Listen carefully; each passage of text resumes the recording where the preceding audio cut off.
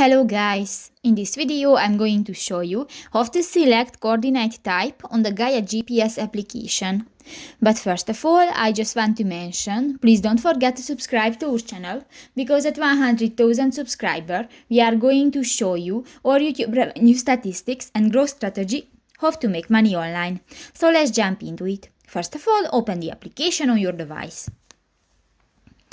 Go to the settings icon next to the saved button at the lower bar on the screen. And here you can find the third option, the appearance. Go to the units section and here you can find the third option, the select coordinate type. Click that and you can select decimal degrees, minutes, seconds, the degrees, decimal minutes, and you can find the UTM coordinates or the MGRS coordinates. And just select one, for example, the degrees, minutes, seconds option, and just click to the circle.